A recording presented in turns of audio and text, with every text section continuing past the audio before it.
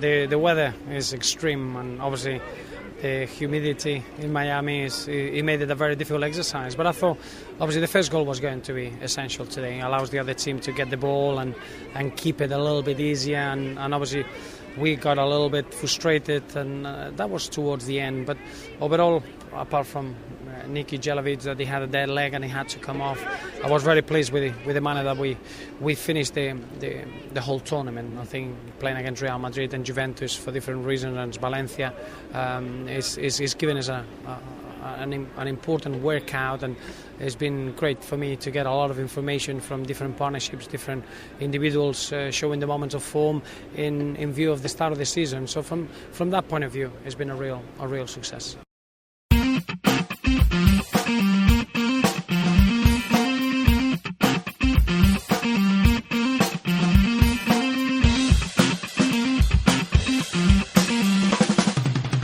Not bitter, just better. The all-new Everton podcast.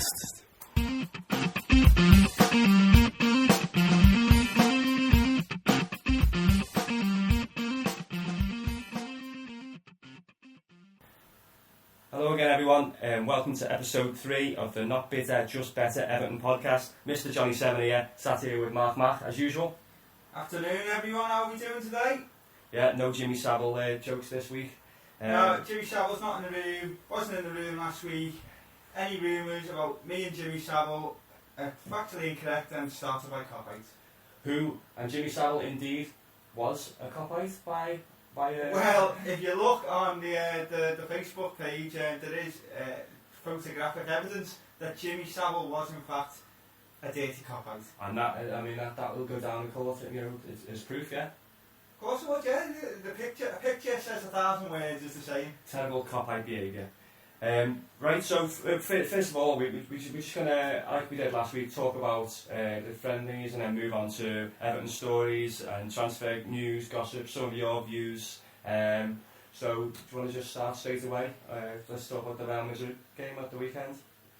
Yeah, well, we got beat. Yeah, we did, but by all accounts, as you heard Roberto talking at the beginning of the podcast, saying about the whole tour, we can take a lot of credits from the game. Yeah, I mean, looking over the whole of 3 games and taking it as sort of, looking as an overall tournament, I think what he's done is he's tried out different formations in each of the games. He's looked at who can play with who.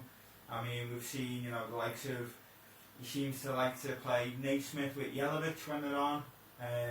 He's tried out different partnerships all over the field, really. And you see, it was a different team, wasn't it, really, in the Madrid game as to what was in the Juventus game? Yeah, and again, as Roberto said at the beginning, the conditions apparently on Saturday were ideal footballing conditions. Sun, but not too hot. But Miami, which we'll talk about in a bit, for the Valencia game, was just a nightmare. But the Real Madrid game, though, we really competed well. There was a lot of positives. Another Jelavic goal. A thunderbolt from him. Not exactly. I actually thought it was a really good goal. I mean, I thought, a bit of a link up there with Naismith.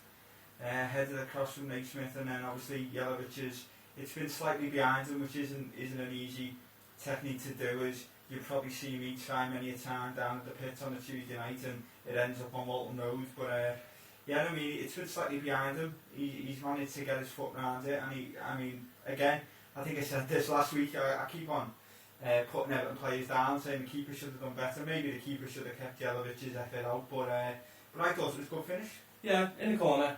They only scrambled across but couldn't quite keep it out. Another goal. Yeah, and they had 2 goal scorers score for them I've never heard of before. I know this comes up a lot on the podcast, me not knowing European talent. Some fella called Cristiano Ronaldo or something, he scored one for No, never heard of him, no. Never heard of him. Looks like he loves himself a little bit though, so maybe he's got a few ideas above his station, right? And Mehmet Ozil. Mehmet, the fish, Ozil. He does look like a fish. He looks like that fish from the Little Mermaid. No, but to be fair, their first goal, incisive breakaway, knocked it around Howard and put it in. Just classic Ronaldo, really, wasn't it? Just pace, full of pace, great first touch, took him away from the defenders. Decent goal, decent sort of counter-attacking goal. I've looked at it and I can't see any of our players at fault, really. No, the second one, definitely a suspicion of offside there. Obviously it stood, so the ref didn't see it. Well, on that note though, there is a few little airs of discontent, I think, from a few Evertonians. There's conspiracy theories going around that maybe the referees have been instructed to help Real Madrid along a little bit. Yeah, it's only Real Madrid. Like they need a bit of help along the way, don't they? With players nobody's heard of. Well, I mean, if you look at some of the decisions in the game, Destan scored a header for us, which would have made it 1-1, and I've looked at that goal a number of times now, and I can't see anything wrong with it. It reminds me a bit of that goal in the derby at Anfield last year, where he had a similar one chalked off because apparently Anachibi had looked at Carragher the wrong way or something.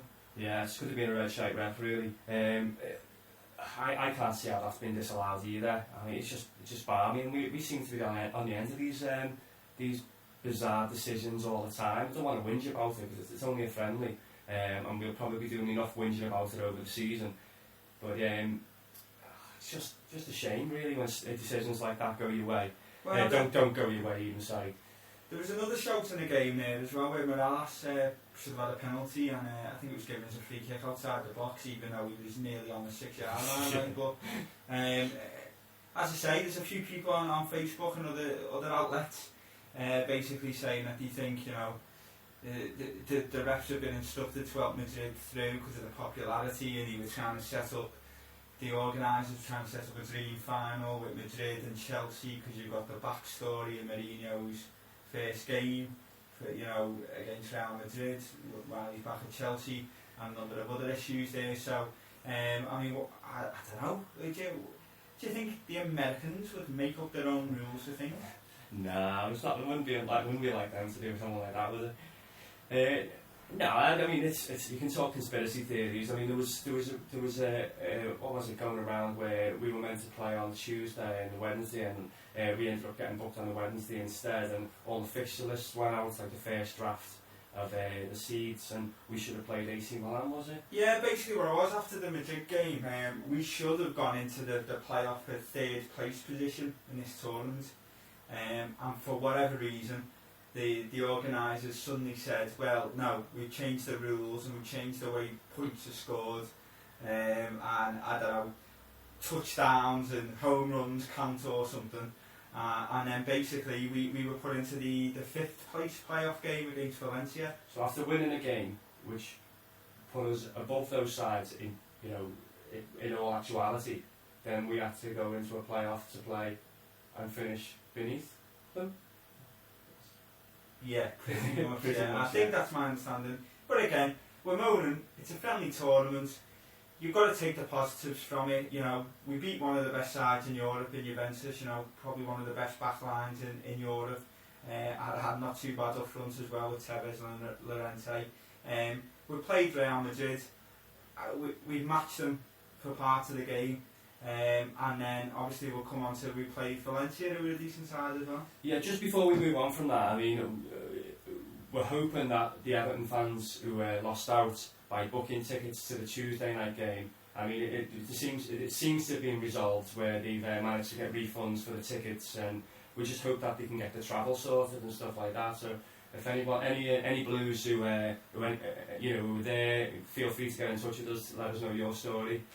It's all very well the club saying, we'll offer, and the organisers saying we'll offer tickets on, for refunds on the door, but a lot of Evertonians, what they'll do is that they'll book, money's tight, so they'll book just enough days to cover the games before they come home. So by putting the game back a day, I'm sure there was Evertonians flying home on the Wednesday instead of the Tuesday. So it's not good really when you look at it from a fan's point of view, but we're fans ourselves. When are we ever listened to?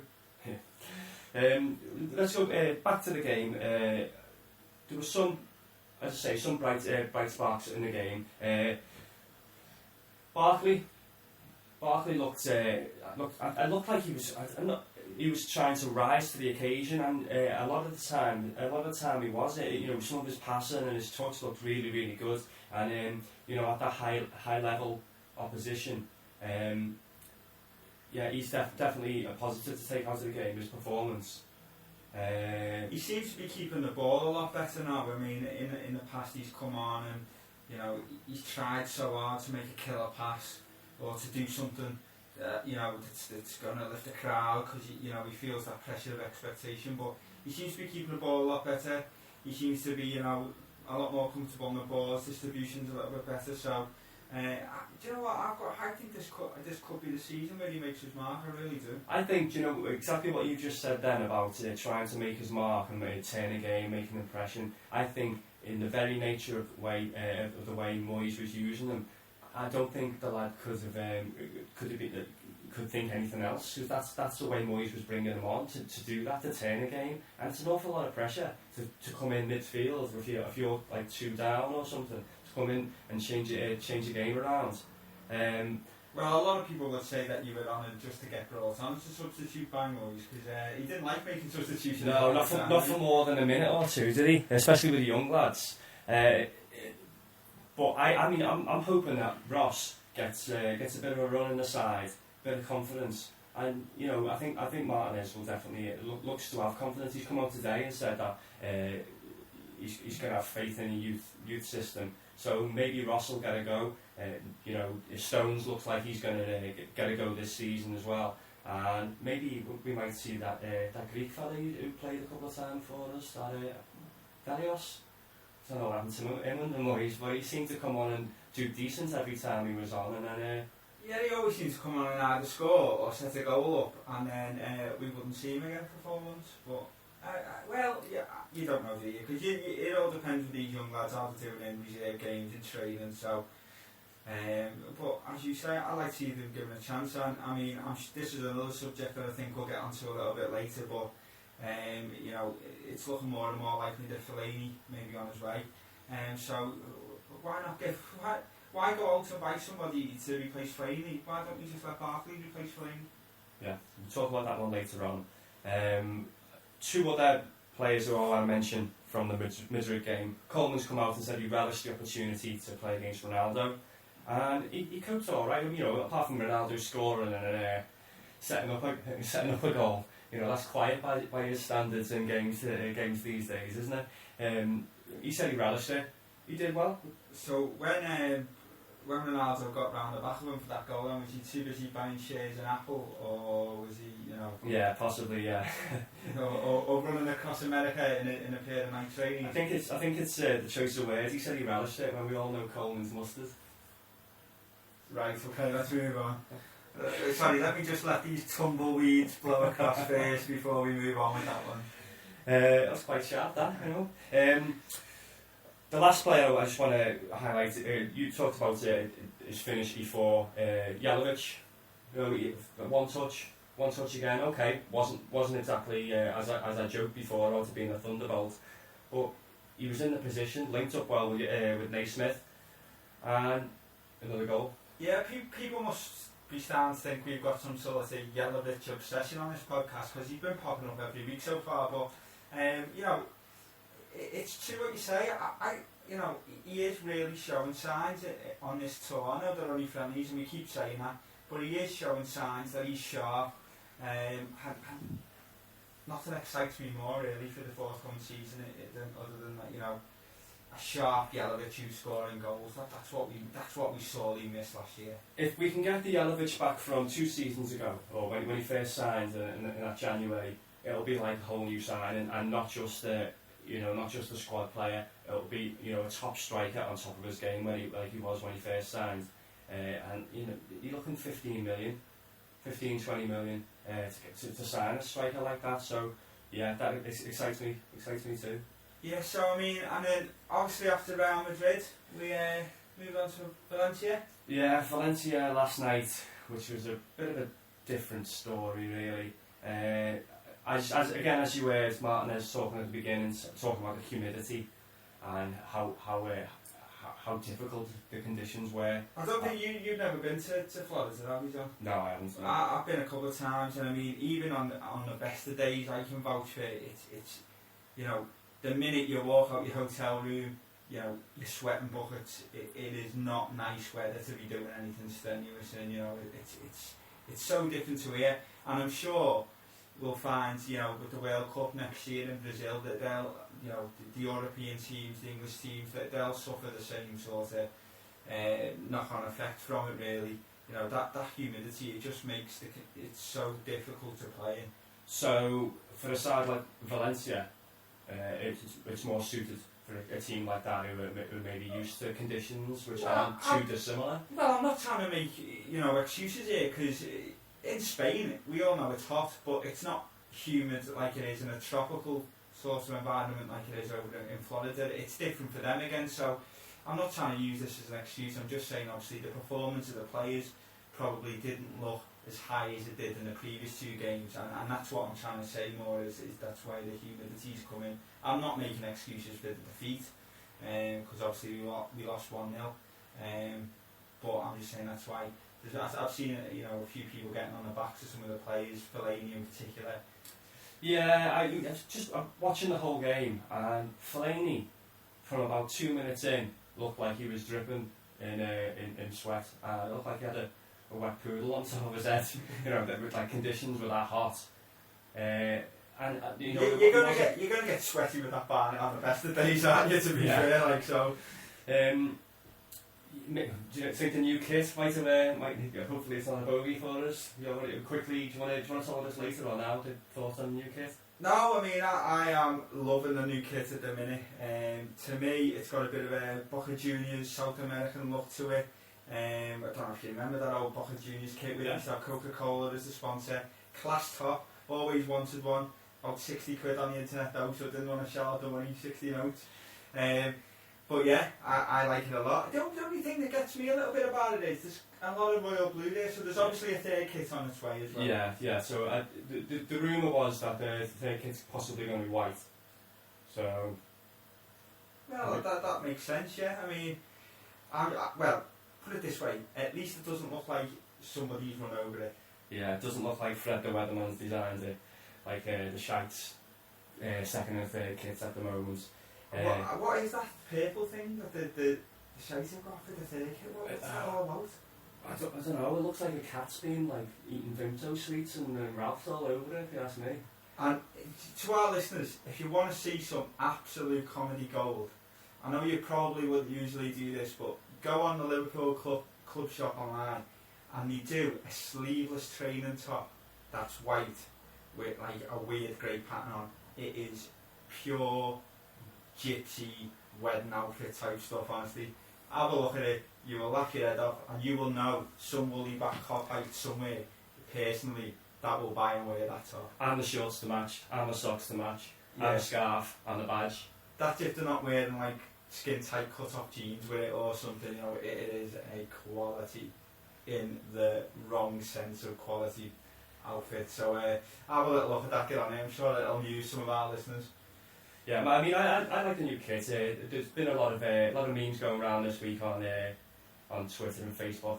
Just explain to me, as an idiot, what a meme is. I don't actually know what the technical definition of one is. I just think it's a funny picture that circulates the internet with some funny text. Is that? So it's one of these pictures with a bit of text on the bottom. Usually it's like a cat with his eyes bulging out. Yeah, cat memes. They're normally topical. Right, okay, so that's a meme. So there's been memes going around about what this week? The new Everton away kit being a little bit similar to Minions from Despicable Me. No, you've lost me. Oh, right. Have you not seen Despicable Me? No. I'm sure our listeners have anyway, so you'll know what I'm talking about. We'll go back to the game. And what was that all about then? Was there no point to that? No, that's it. They look like Minions from Despicable Me. They're yellow and blue. Right, okay, I thought that was going somewhere then. It's probably going to be another Coleman's mustard joke anyway, so we're probably better off without it. Yeah, anyway, back to the game. I want to talk about highlights and a couple of lowlights from the game, but the two players who stood out, and it seems to be the story from most of the tour really. Naismith seemed to have a very productive game again, tackling, getting forward. Well, I've been a Naismith fan for a very long time. Alright, okay, I'll admit, I doubt Naismith. I don't think he's good enough for the club. However, I will say this, he has so far impressed me on this tour. I think, hard work, he has an assist on Saturday, gets his head down and grafts. And maybe last season he was just unfit. Well, there's been a lot of talk. I know a lot of Evertonians think, his best position would be maybe playing just off Yelovich. I think he used to have that partnership up at Rangers. So, it looks as if, as we said earlier, Martinez has used this tour to sort of have a look at different partnerships and how people are playing together. So maybe he's got that in mind, maybe it'll be something that we'll see in, I don't know, cup games maybe, or other games where maybe Morales isn't fit, or if he decides to play Morales out wide. If Naismith can prove he's got a bit of quality, then he's a good versatile player to have around the squad. Yeah, I hope he can because we were on his back a lot last season, and I hate to get on Everton players' backs, but last season he just didn't. He scored a couple of handy goals, but.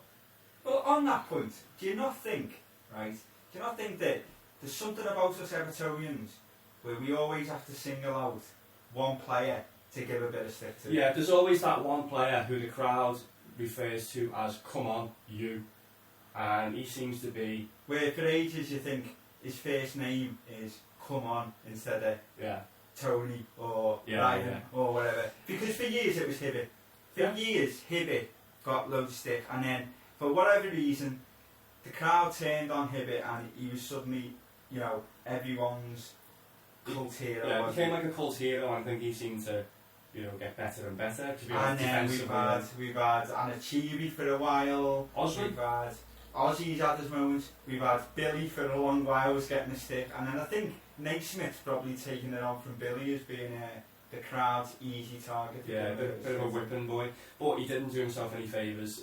Some of his performances were very weak.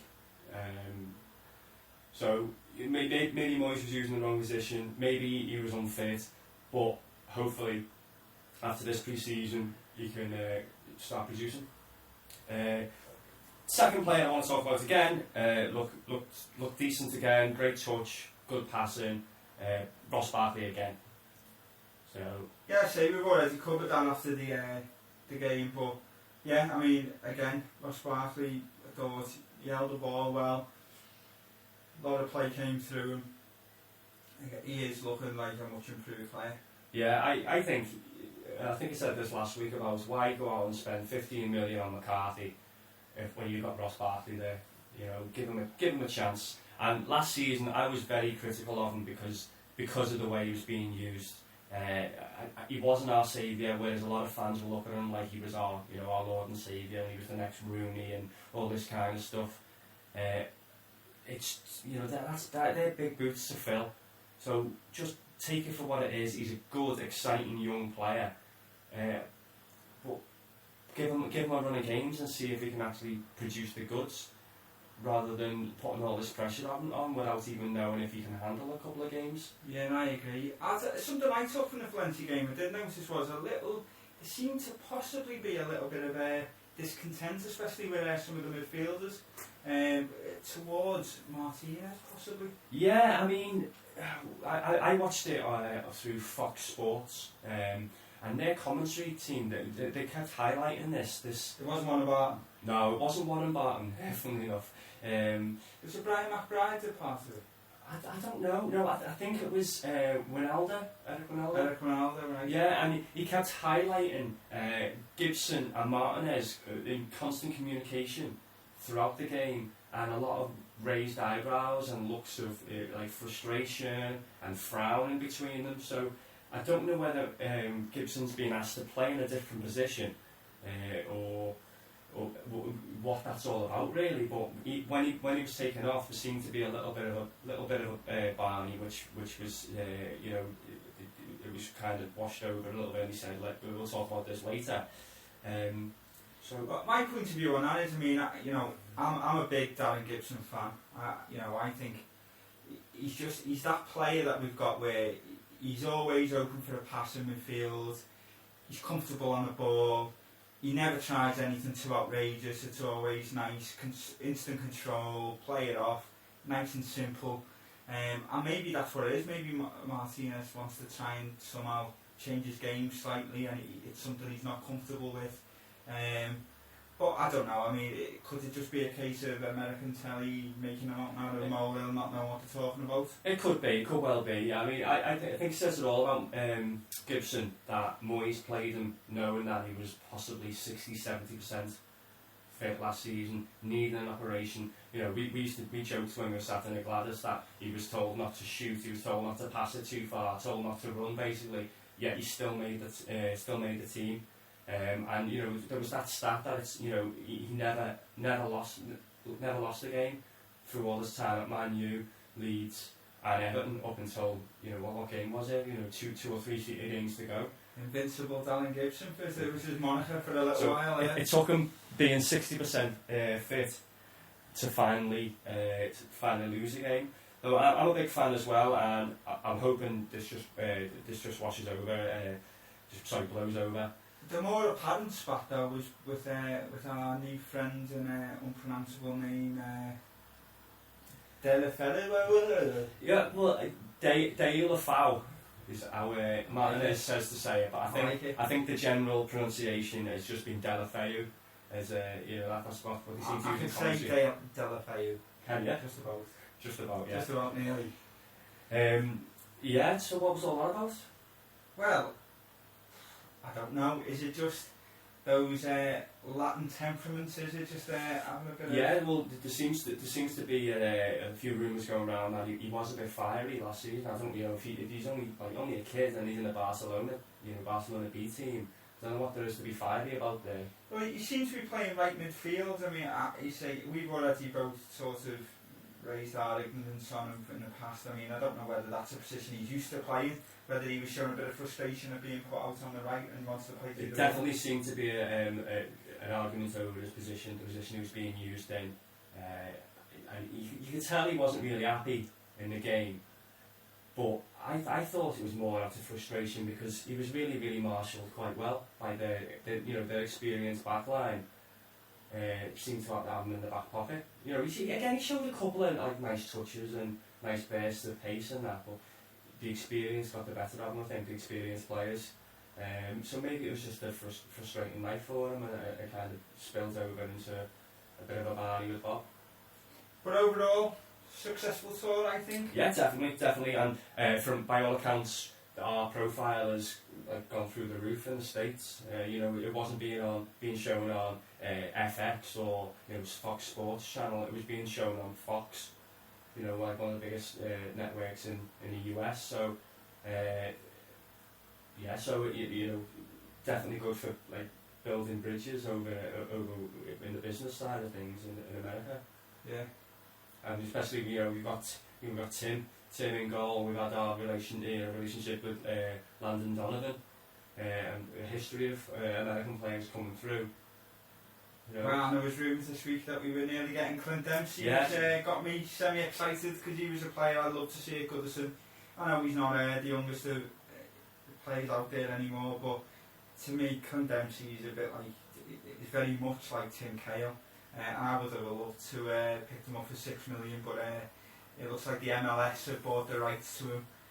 It's obviously still trying to raise the profile of the league, and they've sent him out to Seattle Sounders. Yeah. You know, and I suppose that's what the MLS have got to do. They've got to try and keep all the best American homegrown talent they can in the league and try to attract any sort of high profile foreigners they can to keep the MLS growing in the country and to catch up to some of the European leagues. Yeah, so they got a good sign. They got a good sign in there who seems to be at the peak of his career. really. He didn't have the best of seasons for Tottenham, but he still banged a few in, didn't he? And yeah, he did get a lot of chances, and I think looking at the stats, he still scored 12 or 13 goals last year, which, considering, he wasn't playing regular. I mean, the season before for Fulham, he was absolutely on fire. yeah. He was on fire, and he was one of the best players in the league the season before last, in my opinion. Good luck to Mr. Dempsey back over in America, but as you said before, yeah, I'm happy with what we're taking from America, and it'll be good to see the Blues back home. Yeah, so Sunday, this Betis. Betis on Sunday. We'll be there, we'll be watching. Be Martinez's first game at Goodison. Sure there'll be a good turnout from the Evertonians. And it might be hot, but it definitely won't be as humid as it was against Valencia in Miami last night. So, well, not unless you sit next to some big fat sweaty fella, because you might get a bit of humidity off him.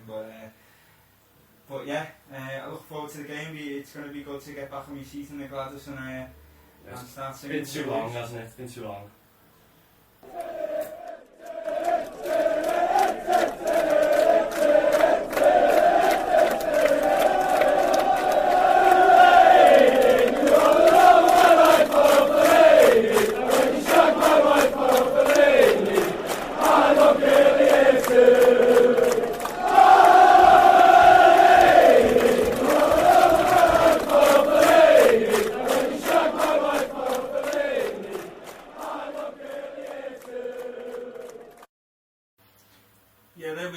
Goodison faithful chanting the name of our favourite Afro-haired Belgian, and obviously this can only mean one thing at the moment when in relation to Man Utd and Fellaini, and that's transfer talk.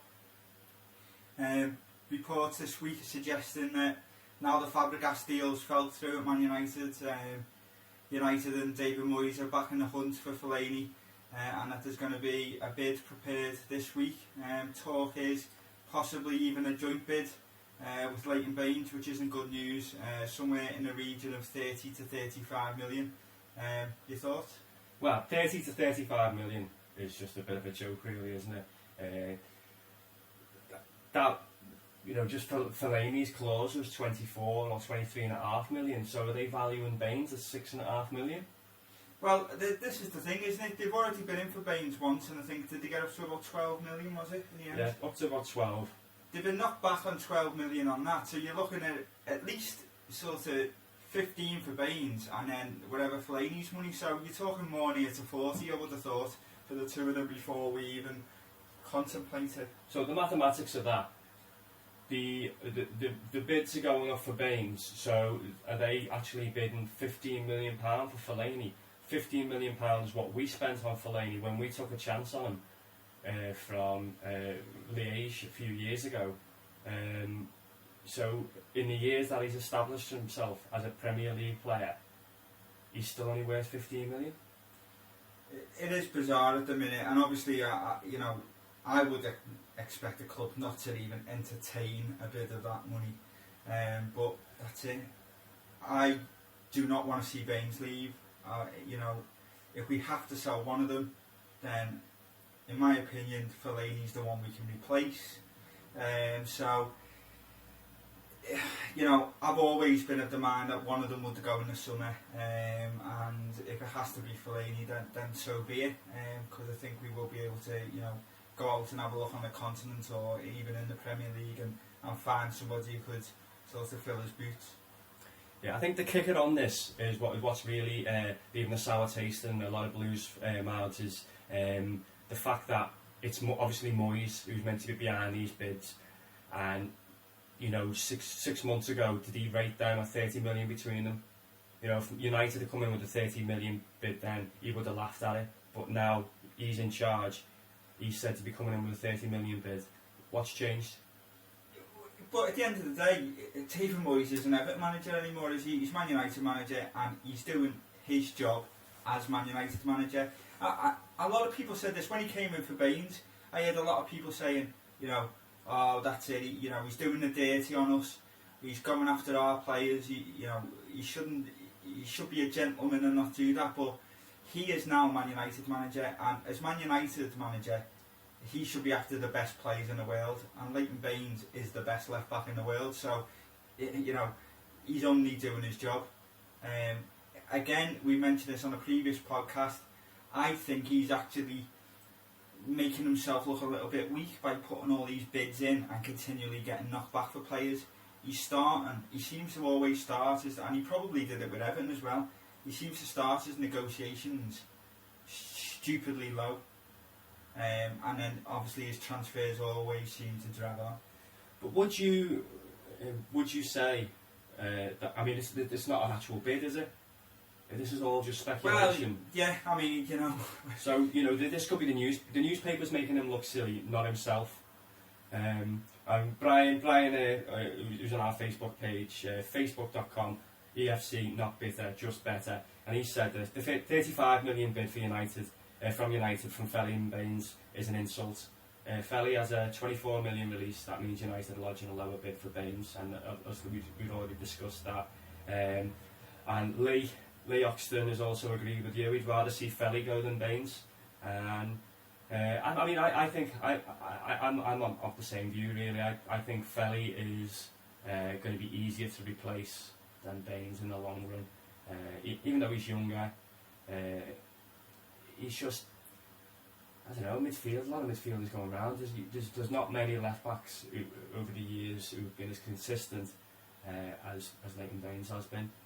Yeah, well, I mean, you know, just in general, I don't think Leighton Baines is world class in my eyes. Marouane Fellaini is world class 2 games a season. Yeah. He's a very good player, but he doesn't do it week in, week out. He goes missing in games. You know, he has games where he just, you know, couldn't trap his hands in the door. You know, he just... There's few and far between them games, though, to be honest. Yeah, but they're still there. I mean, when's the last time you can say Leighton Baines was terrible? No, yeah. It doesn't happen. It doesn't happen, does it? But you can name a load of games where Marouane Fellaini was terrible. So, you know, it's that consistency. That's the difference between the two of them, I think.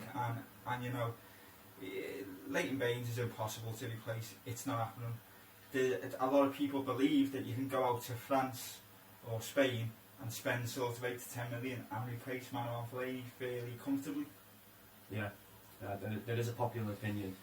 And, you know, you've also got Fellaini's temperament as well. You know, he does miss a few games a season. You know, he seems to get booked for blinking. And referees have singled him out, and you know if we can get 25-30 million for him, not that I'd want to, but you know I'd rather see him go than see Baines go.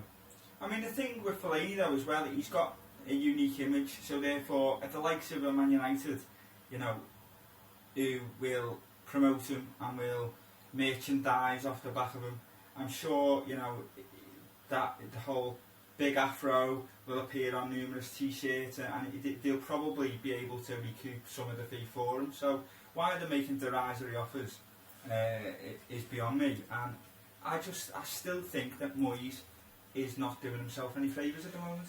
With somebody came out today this week and said that they're already in the books, so to speak, about Baines and Fellaini, so that's why Moyes has been trying his hands with the likes of Fabregas, because he knows it's going to be relatively easy to get Fellaini and Baines from us. It's like already a done deal. Was this coming from Man United supporters?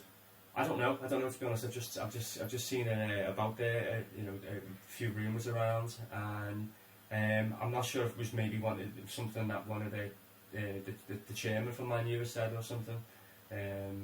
Well, I mean, my gut feeling is Fellaini will go, and from a personal point of view, I'd rather he went sooner than later to give us time to get a replacement, give the lad time, whoever is his replacement, to settle in. Or if we're going to go, like we said before, with maybe, you know, Ross Barkley starting week in, week out, then, you know, let's do it in training, you know, and let's get Fellaini out. I personally think Baines will stay. Maybe I'm wearing blue tinted glasses, maybe I'm being hopeful and optimistic, but I've just got this feeling that Baines will still be an Everton player at the start of the season. Let's get this straight though. We're not saying that we want Fellaini to go. We're saying if there was possibility that one of them should leave, we think Fellaini should be the one, but we'd want to keep both of them. That's exactly what I'm saying. In an ideal situation, in an ideal world, first game of the season, we'd have Fellaini in the centre of the park, we'd have Baines at left back, and we'd have a couple of new high-profile signings playing around them. In a reality Everton situation, like we've all come to love, you know, that ain't going to happen, is it? We need to generate revenue from somewhere to buy new players. And I think, you know, every Evertonian's expected either both or one of the two to go this summer. Yeah, I mean, the danger for us would be if it drags out and then ends up happening on transfer deadline day. And the Everton way, you mean? The Everton way of doing things, yeah. Where we suddenly sell a player at 20 to 11 at night and then crazily run round trying to buy someone in the last 20 minutes of the transfer window. Yeah, I mean, we've all got our fingers crossed that isn't going to happen this time, because if we do sell them, we need to replace and we need to spend relatively big to replace them. I still, as I said last week, I still don't think James McCarthy is an ideal, you know, not replacement, but you know, I don't think he's going to fill that role. Well, for instance, I had my eye on a player there who I thought would have been a very good replacement for Fellaini, a lad called Etienne Capoue from France. But by the looks of it now, he's in the last sort of stages of negotiation with Spurs, after Spurs and Atletico Madrid are coming for him. A couple of weeks ago, you probably could have picked the lad up for 8 million. And looking at him, he would have been an ideal replacement. But again, because we let these things tend to drag out, then, you know, other clubs know that you're desperate, so people's prices go up. So I mean, is it better to buy somebody before we sell? I think if we do that though, then you're going to have people, it's going to be a cert, isn't it, if you buy, and people, all the doom and gloomers are going to be saying that he's on his way anyway. So we can't win either way. No, I don't think we can win. The minute we sign a midfield player now, that's it. Fellaini is as good as out the door, I think.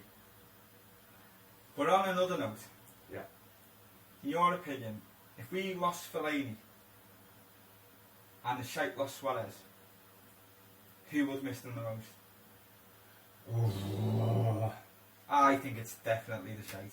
I don't know if was Fellaini our top scorer last season. Was he? I think he was. In the league? Yeah, I think he got 12. You're right. Yeah. So, and I know, you know, Suarez got 20, 25 or something, but we're talking relatively. Right. Yeah, of course. Yeah, I'd go with that. Yeah. So, every cloud has a silver lining with these transfer windows, but I mean, apart from that, I think we commented on the Facebook page this week, it's been a fairly quiet week, other than that, when it's come to transfers.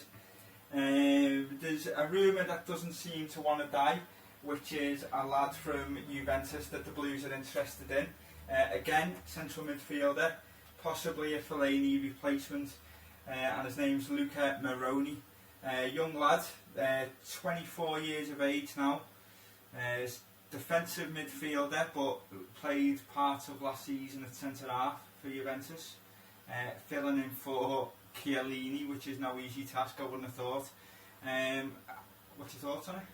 Well, as we were discussing earlier on, you know, as you say, if he's a defensive midfielder, stroke, like centre back, you know, that kind of role, and Gibson and Martinez aren't seeing eye to eye, then you know, we might be looking at him as a replacement of Gibson rather than. Or even Heitinger, maybe? Well, yeah, well, Heitinger, we'll discuss in a sec. But so we've gone from being linked with a forward from Juve, which was Matri last week, now to Moroni. I mean, there's no bid gone in. So again, just rumour. Yeah, I mean, but looking at him, you know, apparently he's a very well liked player around Juventus. He's come up through their youth system, been out on a couple of loans, a bit like similar to Ross Barkley in a sense. You know, he's been out on loan a couple of times to lower league sides. He went out to Siena in Serie B and helped them to promotion season before last. And now he's trying to sort of cement a place in the Juventus side, find his feet. But possibly they are looking at bids of around 7 million is what the rumours are. So. You know what, I actually like the look of him, and one thing I do like is he's got a very Mark style haircut, which is never a bad thing. He's obviously a trendy bastard. One daft haircut to another then, yeah. So, but yeah, I mean, that's the type of sign I like to see. The lad's 24, you know, you can say he's only going to get better. It's got the thumbs up from me, I must say. Okay, well, thumbs in the middle from me. As I say, defensive midfielder, I don't know. I mean, I think Gibbo can still do that job for us, and I hope we can keep hold of Felly. So, thumbs in the middle. Another rumour out. This has been ongoing for about a year or so now, and Dave mentioned this. Wanted to talk about this last week. Who sits with us at the match? Johnny Heitinger. Does he fit in at Everton Football Club? Well, it's a funny one, this, because he's a cult. He's got a cult following, cult figure. The crowd loves him, but right. there's a big. I always think there's two schools of thought on Johnny Heitinger. There's the type of person who thinks he's, you know, a liability. He's mistake prone, and he's one of these players who's a bit of a fist pumping, crowd clapping. Arguably like Thomas Gravison. Well, that was brought up on the Facebook page this week as well. But then there's the other side of the coin. I mean, I think some Evertonians have got a very short memory. The season before last, Heitinger was our player of the year. Yeah. Him and Distan between the two of them, with the players of the season. So, you know, last year he got squeezed out. Jagielka was obviously back to full fitness. He got squeezed out a little bit. And then my belief is, when you're a centre half, you need games. When you're coming in for odd games here, odd games there, coming on as a sub, you are prone to mistake then, because you haven't got that partnership with you know, whoever you're playing at the back with. So I actually like Heitinger as a player, and for the type of money we're probably going to get for him, again, like we talked about this with Jelic the other week, will we be able to find somebody of the same sort of ability, you know, for that money, or are we going to lose out? Well, I think when he first fell out of favour, it was, you know, before he hit the good run of form, and it was because he's bottled out a few challenges, and it really put a lot of Evertonians off him, and it took him a long time. You know, that good season where he had a really good run of form. It took him like towards the end of that good run of form before he finally won them back over, and then when he's come on and done, you know, he's done the same kind of thing. He's bottled out of a few challenges and he's gone missing a little bit, and that's one position where you can't really go missing. Whether he's being used as centre, well, another position, you know, if you've been using just in front of the centre backs, you can't go missing there. Your team gets found out if you do that, and he has done a couple of times. Yeah, but I think that versatility that you mentioned there is one of his best characteristics, and he's one of them players who you're happy with him. You know, if he's on the bench, great. You can cover it right back, you can cover the centre half, you can cover it in midfield. You know, a bit like, you know, Phil Neville, who's now left the club as well. So I think I would like to see him stay at the club, but I know that I'm probably in the minority at the moment. I think he's a good squad player. I don't think he's ever going to be in a position where he's demanding a first team place all the time. I think with a good run of form, he could push back in. Like Distan, you know, how old's Distan now? 35, 36, and he still looks the same as he did, like, you know, 15 years ago. He may be even fitter. Well, my question to you would be, if first game of the season, Distan and Jagielka are at the back, you know, Jagielka's knee goes again and he's out till Christmas.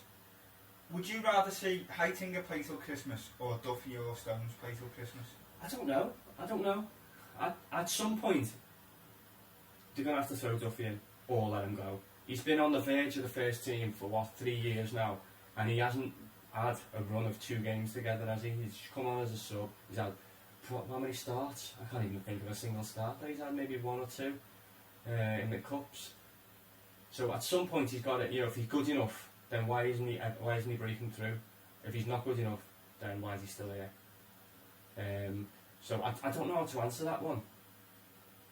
Heitinger, if we can get 4 or 5 mil and replace him with another player like Alcaraz, then that's got to be good business.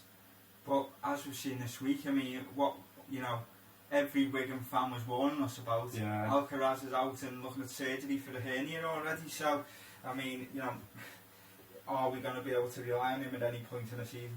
No, I mean another signing similar to the likes of, you know, Distan proved a great signing when we got rid of Lescott. Another signing of that kind of ilk. Maybe Johnny could go, but not without getting a replacement. Yeah, well, obviously, other than transfer news this week, I'd say it has been a fairly quiet week on the transfer week. A few things happening in and around Goodison, really. And one of the more sad points, I think, this week is, I don't know if you've seen the pictures, but the Everton crest, the Everton badges coming down from the side of Goodison. Yeah, I've saw the pictures, and the only thing I can think is that they're putting that monstrosity up there instead than you branded on there, which, after the controversy that it's caused, surely if it's only going up for one season, what's the point?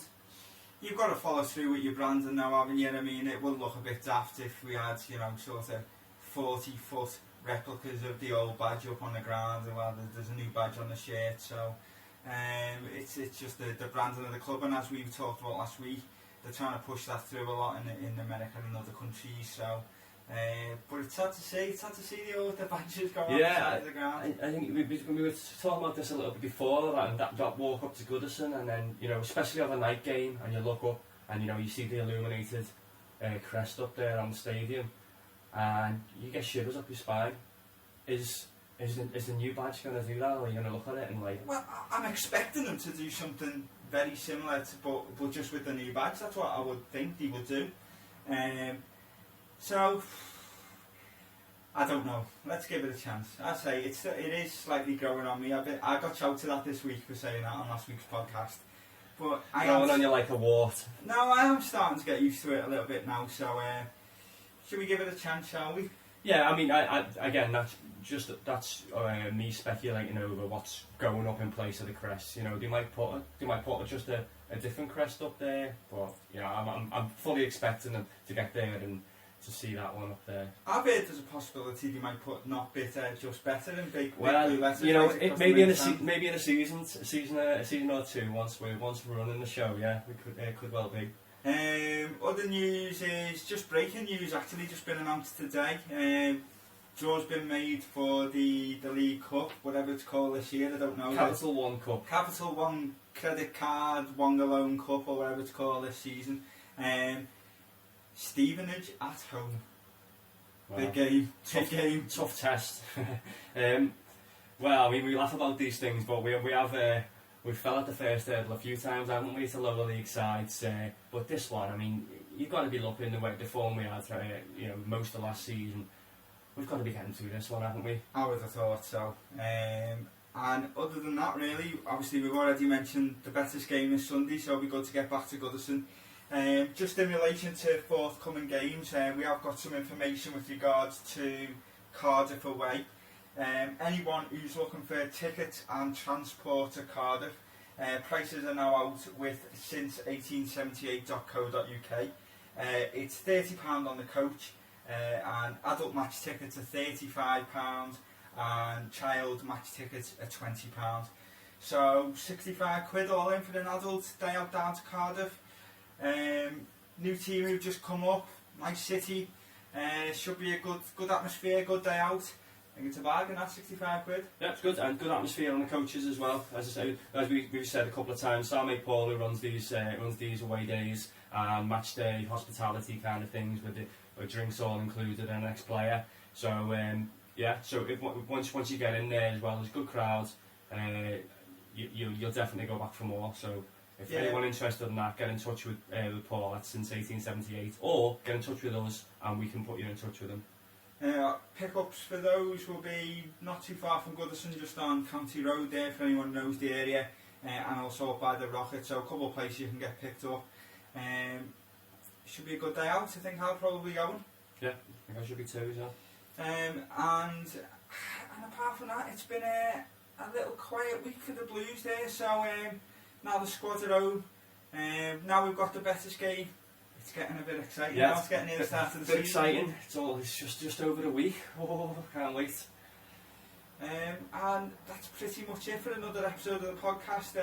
We're going to have a little break now, probably a little bit of music or something, and then or a clip, and then we'll get into this week's entrance into the Not Bitter, Just Better Hall of Fame. What's your name? Jane. How old are you? 5. What does your daddy do? Play football. Who for? Everton. Is he good? Yes. What's his name? Alec Young.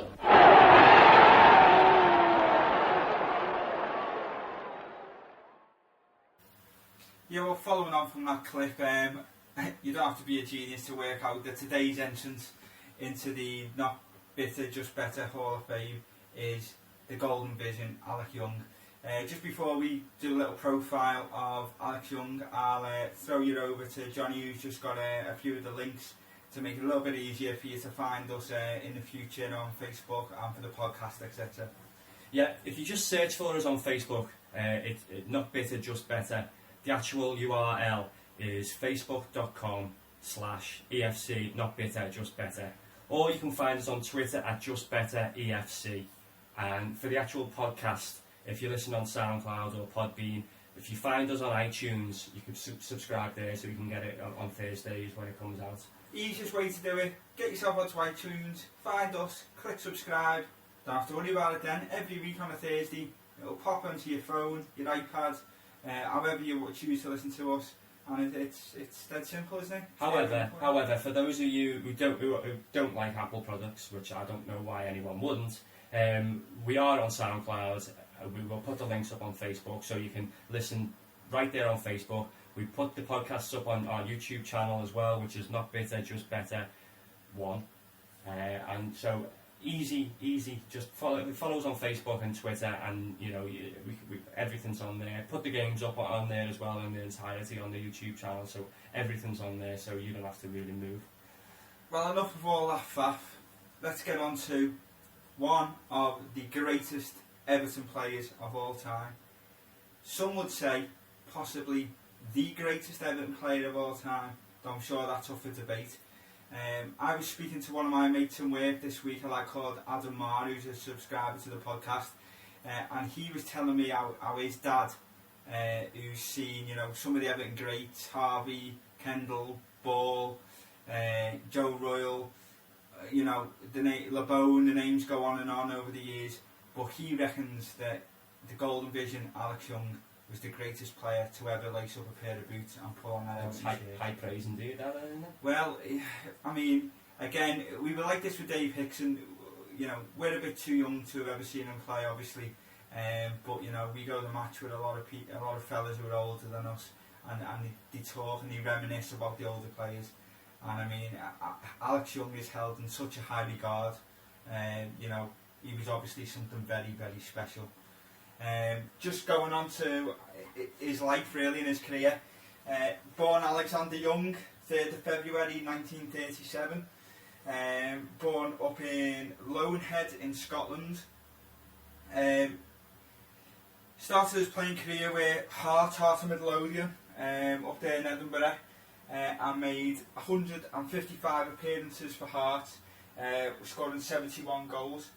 While he was up at Heart, he made his debut at the age of 18 and won a couple of league titles up there with Heart. Now, to someone of our age, Heart winning the league title in Scotland's unheard of. Yeah, no, I thought there was only 2 teams in that league up until recently. Now there's only one, isn't there? There's only Celtic. Well, so I mean, even that in itself is a little bit special, winning 2 league championships up there outside of the old firm. He was obviously spotted by Everton. And joined Everton in 1960.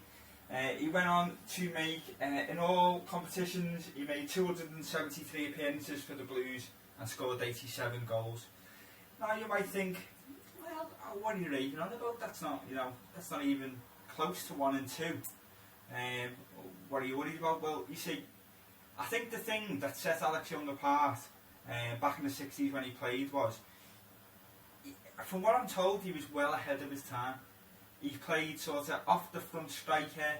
He was skillful. He had a great first touch. To me, he sounds a bit like someone like Berbatov, perhaps. Great first touch, great vision, hence the nickname. And he used to play just in the hole behind, for most of his Everton career, behind Roy Vernon, who I know, benefited massively from the service he got from Alex Young. So, a great servant to Everton Football Club. Was there from 60 to 90. Was between 1960 up to 1968, and obviously in his time at Everton, scored all those goals. I was lucky enough to have met him on a couple of occasions, and he's a lovely man as well.